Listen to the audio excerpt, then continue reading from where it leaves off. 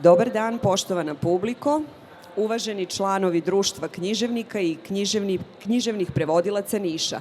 Čast mi je da vam poželim dobrodošlicu na svečano uručenje nagrade Slaviša Nikolin Živković. Književnu nagradu Slaviša Nikolin Živković dodeljuje Društvo književnika i književnih prevodilaca Niša, a nagrada nastoji da sačuva uspomenu na pisca čije ime nosi i njegovu književnu zaostavštinu, a odlukom Skupštine grada Niša od 2019. godine je i zvanična gradska književna nagrada. O samoj nagradi, o laureatu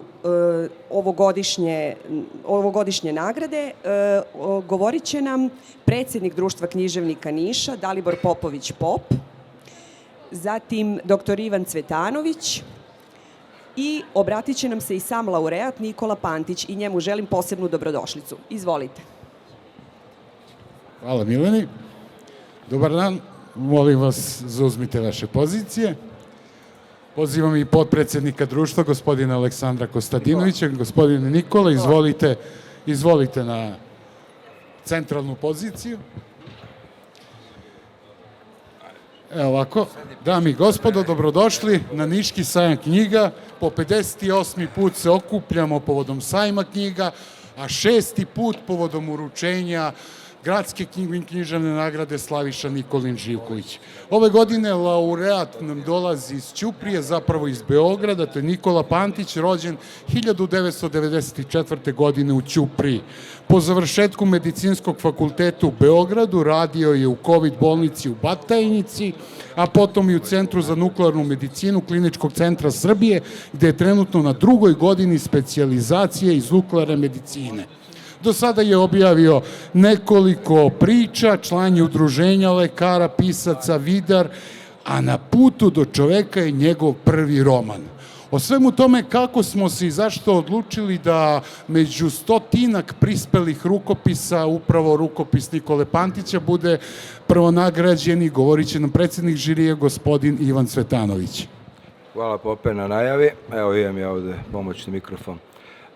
Ja sam sada malo pre prvi put upoznao autora i pitao ga da li si ti ovo sve sam napisao ili ti nego pomagao. I shvatio sam da ni on sam nije svestan šta je napisao.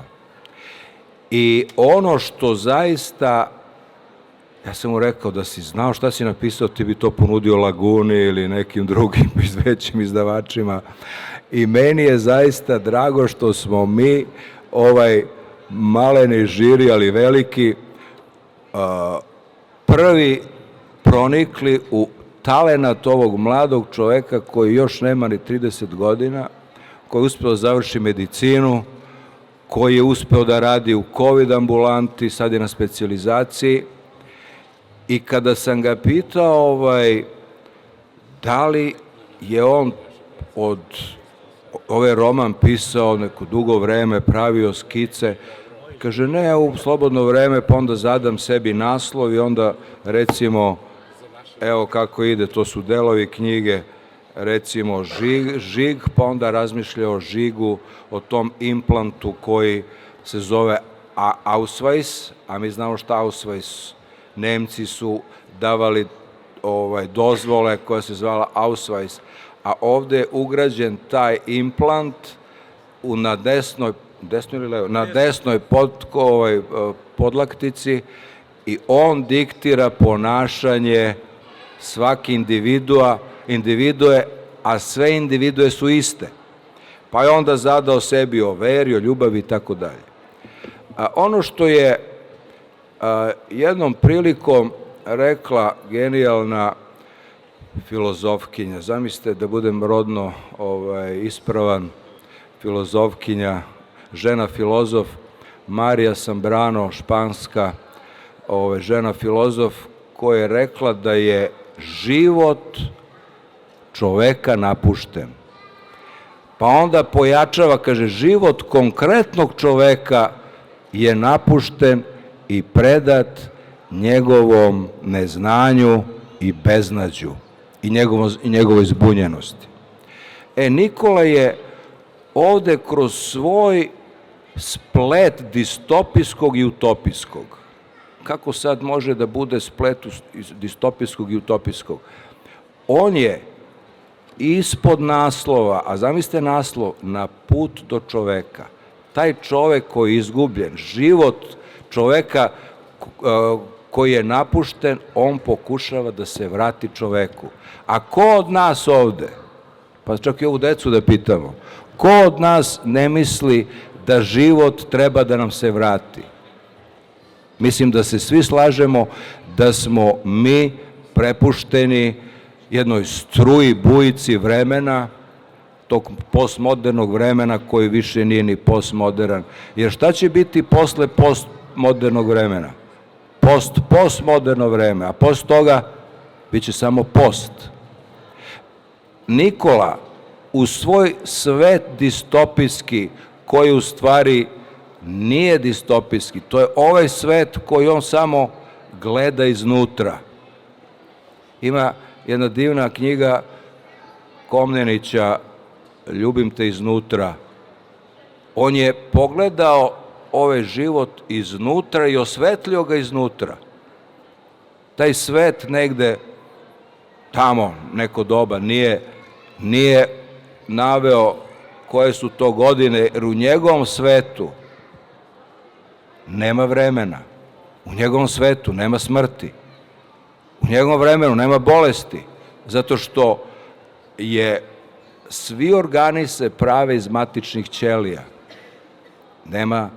Ako si nezadovoljan, tuguješ, ti pritisneš implant i oni ti poprave raspoloženje. Ima tu, svi koji se bave literaturom, dok čitaju ovaj roman, shvatit će da tu ima i Orvela, Zamjatina nema, jer smo razgovarali pre ovoga, kaže da nije čitao Zamjatina, ali ima i Huxleya, ima i Margaret Atwood, ima i naročito mnogo, ima Filipa Dicka koji je napisao sjajan roman sa još pogrdnim nazivom i kaže, da li androidi sanjaju električne ovce? Ima Nikola u svom romanu i obor, ima i socijalne mreže, a svi mi znamo u kakvom smo lavirintu u socijalnim mrežama. I onda ima govor bez govora, ali nije to onaj novo govor iz Orvela. Kod njega ljudi komuniciraju samo i druže se na daljinu. Jednom mesečno, kao kod distopijskog pisca, jednom mesečno oni imaju intimne odnose, ali to je sve na daljinu i virtuelno. Znači, da skratim, jer bih mogao u ovoj knjizi da zaista govorim još jedno najmanje 2 sata, zato što je dotakao nešto što mi u srpskoj književnosti, mi nemamo mnogo distopijskih romana, možda Pekić, Besnilo, još tu i tamo, i na kraju, sada povežem, iz tog distopijskog sveta on se vraća utopiji, iz tog sveta koji je negde na severu zemljine kugle, jer zbog otopljavanja ljudi su bežali na sever, jer je tamo manje toplo, znači život je moguć, i napravili su ogroman zid od 10 metara koji odvaja južnjake. Tu već vidimo Zamjatina, onaj zid koji odvaja, pa Huxleya, onaj svet divljaka kada se John vraća u civilizaciju, a ovde njegov lik, zamislite kako se zove, Joseph. Asocijacija na Jozefa K, bar sam ja tako to razumeo. Pa onda uvodi i nove junake koji će da nas, po znacima navoda, spase. Tu je ime Bill i kaže, dobro si provalio, sad kad smo razgovarali, Bill Gates, pa onda Elon, pa Mark. To su sve njegovi antijunaci koji nas uvode u neki bolji svet. A zar nije to ono što je još Švab pisao pre neku godinu, da šta će nama privatna imovina? I sad se negde u Saudijskoj Arabiji ne znam da ste to čitali, pravi zgrada ili je već završena, koja je 70 km duga zgrada. Šta mislite na šta? Kod Nikole su soliteri 500 spratova, a ovde je verovatno više od 500 spratova, 70 km zgrada, gde svi uživaju u onim ekranima. Ako želi da nešto jede, nema hrane, samo ubrizga sebi neku tečnost i svi su srećni. Kao kod Huxleya gde se uzima soma, ovde se uzima nešto drugo. Znači, jedan novi svet, toliko maštovit, a stvaran. I na kraju njegov Džozef shvata da, jer taj implant nije uspeo da mu potpuno obuzme i zauzme njegovu slobodnu misao, i on uz pomoć Lune, a Luna znamo šta je svetlost, dolazi do saznanja da nije suština u besmrtnosti i kaže jednu zaista fantastičnu misao, na kraju to moram da pročitam jer ne mogu da ga... Kaže, što je čovek duhovno više mrtav, to se više plaši prirodne smrti, utoliko više napora ulaže da je izbegne. Ipak, kaže, ima nečeg i sada, pošto se vratio čoveku, shvatio je da je besmrtnost daleka i dosadna, i kaže, ima nečeg romantičnog u suočavanju sa sopstvenom konačnošću. Neosporiva je činjenica da naša svest nije dizajnirana da egzistira beskonačno. Beskonačno biće ne može biti slobodno, limitirano je svojom beskrajnošću. I tako dalje, i tako dalje. I onda on na kraju odlučuje da preskoči taj zid od 10 metara, ali lestvice su samo sa ove strane. Sa one strane nema ničega.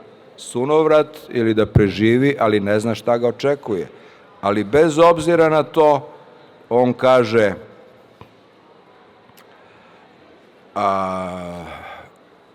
nećemo dospeti u pakao zato što smo sagrešili, nego zato što se nismo pokajali.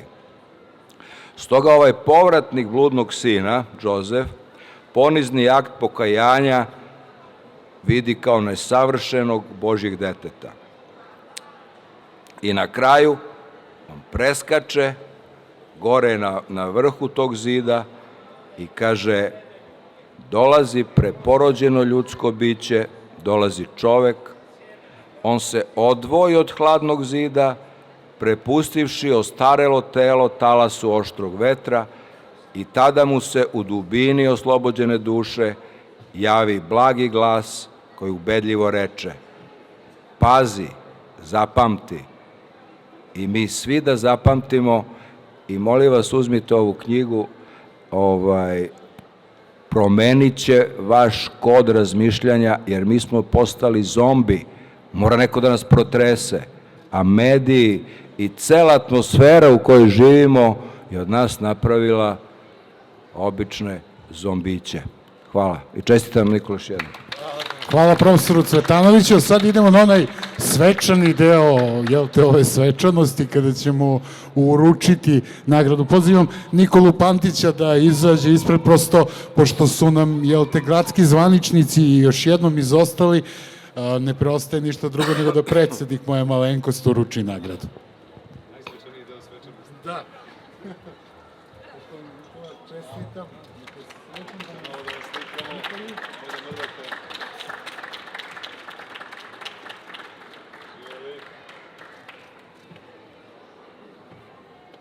Hoćemo da obraćanje.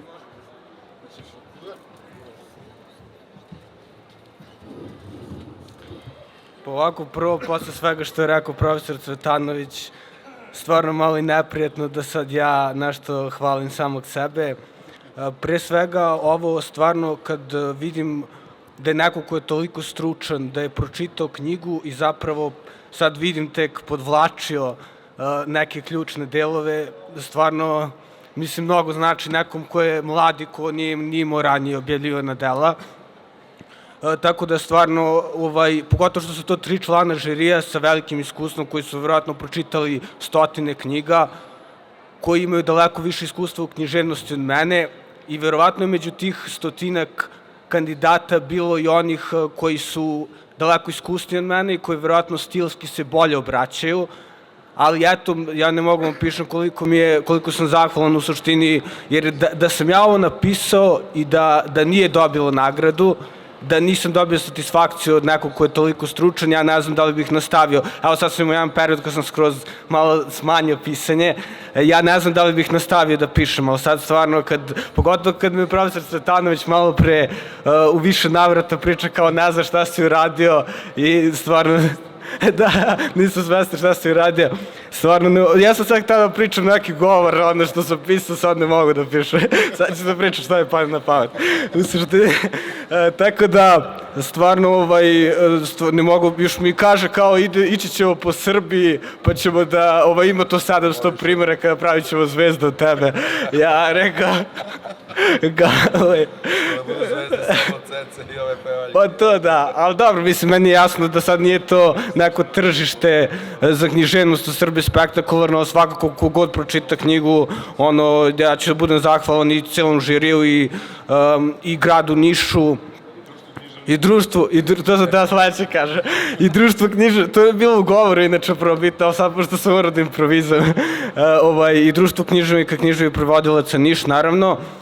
I ajde sad, gledao sam neke prethodne dodele i baš je profesor Cvetanović pričao i on je citirao nekog bugarskog pesnika za koga nisam ni čuo, gde je rekao suštinski da je poezija, dobro, nije tu priča o prozi, ali da poezija nije u književnosti, nego u bogatstvu unutrašnjeg života. I u suštini knjiga jeste o tom nekom manjku u bogatstvu unutrašnjeg života, koji svi mi u nekom periodu života imamo i pokušavamo da nadoknadimo, ne znam, nekom zabavom ili nekim telesnim zadovoljstvima. I praktično idemo onim širim putem koji, kako kažu u Bibliji, vodi u propast, a ne onim uskim putem Isusovim koji vodi u život. Tako da, eto, ja bih s tim završio i hvala puno svima i hvala svima koji su došli. Veliko mi je zadovoljstvo i, eto, to je to otprilike. Hvala Nikoli. Hvala svima, umeđu vremenu nam se pridružio još jedan član žirija, Goran Živković-Gorki, hvala i njemu, koji je došao tu i naša članica predsjedništva, Jelena S. Mladenović, tu i Milena Mišić, i Velibor Petković, i Ivica Živković, naši članovi, Dragan Jaristić, Goran Stanković, reprezentacija Društva književnika i književnih prevodilaca Niša, kaže da prozovemo sve iz publike. Naravno, ovaj snimak je u našoj produkciji, tako da će se to već videti koliko i kako bilo ljudi. Žao mi što i ove godine niko iz grada nije došao da udostoji gradsku književnu nagradu i da je uruči. Jesmo mi dobar posao uradili unazad, svedoči tome. Da, ali da, imamo očekivano je, jel te, imaju važna posla sutra, ali nevezano za sve te njihove odluke, mi radimo svoj posao valjano i čitaoci to potvrđuju time što zaista traže naše knjige. Pred vama su naše izdanje posljednjih 10 godina, možemo da se ponosimo, nije ne znam koliko veliki brojno izdanje, ali za nas je ovo ogroman posao. Imam čast i zadovoljstvo da imam izuzetne saradnike u predsjedništvu Društva književnika, književnih prevodilaca Niša i uopšte u društvu i želim da prepustim reč gospodinu Aleksandru Kostadinoviću, potpredsjedniku društva, koji će vam nešto više reći uopšte o našem izdavačkom poslu. Dobar dan, da zahvalim našem predsjedniku što mi ovako dodeljuje zahvalne obaveze i dužnosti. Pa eto, imamo priliku, želeo bih najpre da čestitam laureatu. Moram da priznam da, s obzirom na to da nisam bio član žirija, knjigu nisam stigao da pročitam, ali ću je pročitati. sva dosadašnja naša izdanja jesam. I dobio sam zadatak da progovorim nešto o izdavaštvu Društva književnika i književnih prevodilaca Niša. S obzirom na to da je u pitanju neprofitna organizacija koja nije samo održiva u tom smislu da nema izvore prihodovanja, ovaj broj izdanja koje smo publikovali počev od 2017. godine je u suštini zavidan i značajan. Kada se uzme u obzir i kvalitet pojedinih knjiga, mislim da imamo razloga da budemo ponosni na našu izdavačku delatnost. Treba pomenuti da je Društvo književnika u onom prethodnom formatu, mi nismo formalno pravni naslednici društva, je takođe bilo inicijator značajne izdavačke delatnosti na ovom području. Pre svega oni su inicirali određene književne časopise. U najznačajnijoj studiji o časopisu Gradina, otprilike ta studija književno-istorijska se završava rečima da od prve Gradine, one Jeremije Živanovića iz 1900. do 1901. Niš nije imao ni jedno književno glasilo. S obzirom na to da se Nova Gradina pojavila 1966. godine, treba istaći da su se na niškom književnom prostoru pojavilo umeđu vremenu 2 glasila i za pokretanje oba glasila je bilo zaslužno Društvo književnika Niša. Dakle, najpre časopis Naš put koji je izašao u 2 broja, a potom i časopis Gledišta. Po okončanju izlaženja časopisa Gledišta, upravo ti ljudi koji su bili udruženi u Društvu književnika pokrenuli su inicijativu da se pronađe jedno stalno književno glasilo i zapravo mnogi od njih su inicirali pokretanje i postojanje Gradine. Dakle, Društvo književnika Niša je koliko god malo udruženje i u nekoj svojoj predistoriji je zapravo imalo iskustvo u tim izdavačkim poduhvatima. Što se tiče izdavaštva, dakle ovog našeg aktuelnog društva, izdavačka delatnost je pokrenuta 2017. godine knjigom Zorana Pešića Sigme, našeg preminulog člana, knjigom Strovalija, i treba pomenuti okolnosti pod kojim je zapravo pokrenuto izdavaštvo. Nekoliko godina pre toga, a možda i nešto više, mislim da su u vezi sa tim pozvaniji da govore i Dalibor Popović-Pop, i profesor dr. Ivan Cvetanović, i dr. Velibor Petković, s obzirom na to da je za vreme njegovog predsednikovanja u društvu pokrenuta zapravo književna nagrada Slaviša Nikolin Živković. Jedna od propozicija te nagrade je bila da se publikuje neobjavljeni rukopis i da taj nagrađeni rukopis bude štampan. Prva knjiga odnosno prvi rukopis koji je nagrađen priznanjem Slaviša Nikolin Živković je upravo knjiga pripovedaka Zorana Pešića Sigme i tako je zapravo inicirana prva biblioteka koju publikuje naše društvo. U pitanju je, dakle, biblioteka Slaviša Nikolin Živković i onda su redom išle knjige najpre Strovalija, Zorana Pešića Sigme, zatim i neka mi posle neko kaže Stane Dinić Skočević, takođe knjiga pripovedaka. Tu bih želeo da napomenem da su to knjige koje su nagrađene, kako Pop kaže, za vreme ranijeg predsedništva, dakle u vreme prethodnog predsednika, a eto da pomenem i da sam ja tu nešto radio i za vreme prethodnog žirija, čiji su članovi bili Željko Mitić, Snežana Božić i moja malenkost, i to su knjige koje smo mi nagradili. Onda sledi aktuelni žiri, profesor doktor Ivan Cvetanović, Goran Živković Gorki i profesor doktor Velimir Ilić, koji su dodelili nagrade sledećim knjigama: Herceg Polanski, Miloša Grozdanovića, zatim Marfijevo došaptavanje Dragana J. Ristića, Povratak iz pakla Vukosava Delibašića i Na putu do čoveka Nikole Pantića, ovogodišnjeg laureata.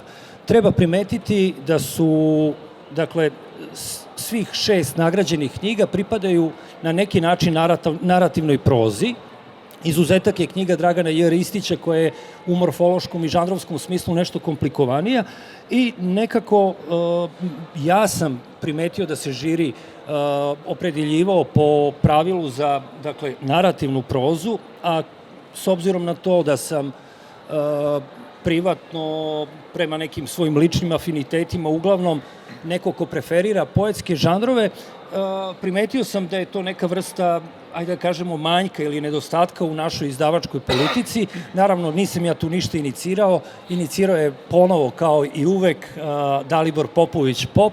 Pokrenuo je prošle godine jednu zanimljivu biblioteku, u pitanju je biblioteka poezije. Knjige koje su do sada objavljene, dakle, u pitanju su knjige naših sugrađana, Aleksandra Vojinovića Svrake, Vrane i Gavrani i knjiga Jovane Bajagić Muve, o kojoj ćete nešto kasnije slušati. Inače, ja moram da istaknem da sam posebno ponosan na ova dva izdanja. Knjige poezije, eto, ne moraju da budu velike, ali mogu da imaju neke druge dimenzije koje se prostiru onako u nedogled. Mislim da oba ove izdanja služe zaista na čast Društvu književnika i književnih prevodilaca i moram da pomenem, pošto je autorka Jovana Bajagić tu sa nama, da mi je bila neobična čast i da u Gradini publikujemo njenu poeziju. Najzad treba pomenuti još dve edicije. Na početku priče sam pomenuo da mi nismo profitna organizacija, da imamo problema da servisiramo neke naše osnovne aktivnosti i naravno iz početka smo se projektno finansirali. Kako je nagrada Slaviša Nikolin Živković došla pod okrilje grada, makar smo tu vrstu problema rešili, a to nas je na neki način nateralo i da izađemo na tržište knjiga. Dalibor Popović Pop je imao ideju da krenemo i sa knjigama za koje ćemo pretpostaviti da će biti rado čitane u širokim čitalačkim krugovima. Došao je na ideju da publikujemo knjigu koja nema mnogo veze sa našim gradom, našim društvom, ali za koju je istinski verovao da će biti čitana. U pitanju je knjiga Ognjena Avlijaša Vinograd Mehmed Bega. Ja zapravo u taj poduhvat, moram da istaknem, nisam verovao. Nisam verovao da će ta knjiga doneti bog zna kakav boljitak Društvu književnika i književnih prevodilaca. Ja verujem da je to lepa knjiga, značajna knjiga, da možemo biti ponosni na to što smo je publikovali. Ono što je u datom trenutku bilo izuzetno važno, knjiga je uspela, ja mislim, da pokrije 2 godine našeg poslovanja, što je ipak značajna stvar. I ono što je jako bitno, osnovana je nova biblioteka. U toj biblioteci za sad imamo samo roman Ognjena Avlijaša, ali očekujemo jedan atraktivan rukopis u skorije vreme. Ja nemam nameru da govorim o čemu je reč. Ako hoće predsednik da preuzme odgovornost, neka najavljuje. I najzad imamo jednu biblioteku koja se bavi samim društvom. U pitanju je biblioteka Naš put, dakle, koja je imenovana prema tom prvobitnom časopisu Društva književnika i književnih prevodilaca. Prvo izdanje, prva knjiga je zapravo jedna malena monografija, zapravo leksikon, biografski leksikon aktuelnih i nekadašnjih članova društva i Društva književnika i književnih prevodilaca Niša. I mislim da je to takođe jedno od dragocenih izdanja. Ja sam bio posebno ponosan na to izdanje, s obzirom na to da predstavlja neku vrstu građe koja će u jednom trenutku biti zgodan materijal za proučavanje istorije, kulture i književnosti grada Niša. Zahvaljujem. Hvala Aleksandru, molim vas, zaista je zaslužujem veliki aplauz. Da, negde bih da samo se nadovežem na ovo što je rekao profesor Kostadinović, da će se, da će poslužiti kao građa. Da, to je bio negdje cilj onome ko bude spremao monografiju povodom 100-godišnjice Društva književnika i književnih prevodilaca Niša, imaće kao odličan materijal. To je ova koju smo priredili povodom 70 godina rada Društva književnika i književnih prevodilaca Niša, uprkos tim administrativnim, da kažem, birokratskim prekidima, kad nije društvo, ne znam, preregistrovano, ovako, onako, sve to nije važno, mi baštinimo tu tradiciju koja se oslanja temelju na 52. godinu i početak rada književnog časopisa Gledišta. Hvala vam što ste bili u ovom prvom segmentu uručenja nagrade Slaviša Nikolić Živković. Za koji minut ćemo predstaviti najnoviju knjigu iz biblioteke Sigma. To u pitanju je knjiga naše mlade pesnikinje Jovane Bajagić, Muve. Za 15 minuta u 1 počinjemo prema najavljenoj satnici sa drugim delom programa. Hvala vam.